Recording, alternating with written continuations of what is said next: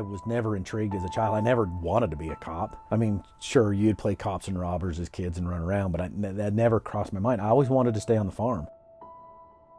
I wanted to be an ag teacher, so at least I'd have my summers off and help Dad on the farm. He's the typical rancher. I learned a lot from him as far as work ethic.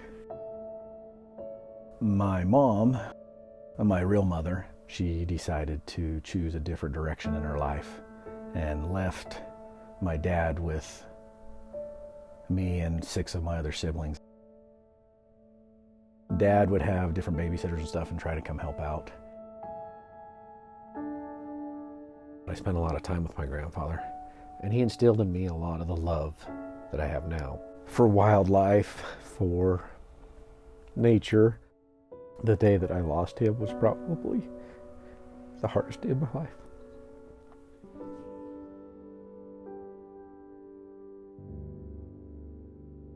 I loved the way he laughed and how his nose scrunched up when he laughed. He was just so cute.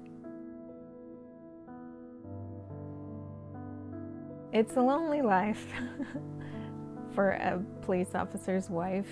They're gone a lot.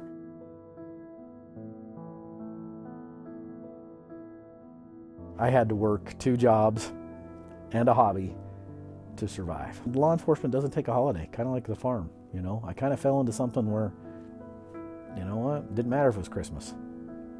If I was being called out, I had to go. Which my family also felt that too. It was hard on them, because as being a dad, being around, and at a cop salary, wasn't much there. There's no outward being able to talk about what you just went through, because a trial still could be pending or it's still under investigation, and I couldn't talk about it. So you learn to keep everything tucked up inside, and that wears on you. There was an expectation that you just be a man. Just, you know, suck it up.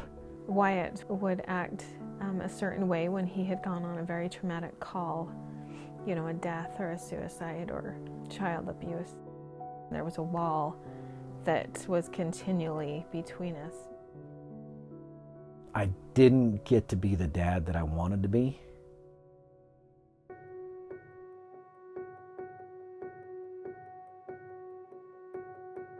I would love anywhere that I would go that had taxidermy in it, from the local hardware store to even the grocery store.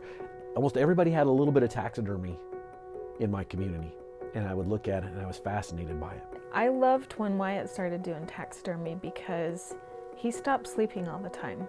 I've always encouraged him to do taxidermy because it helps to get him out of depression. I started in my garage.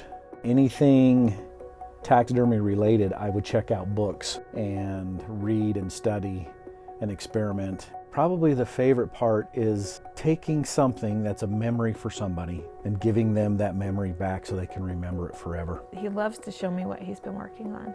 He loves it. And I love to see what he works on too, because he's come so far and he's so amazing and talented. Literally thousands of pieces that I have done is now in people's homes.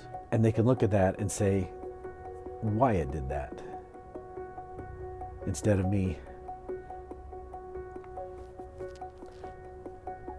being Deputy Goring that let me know my child passed away in a traffic crash.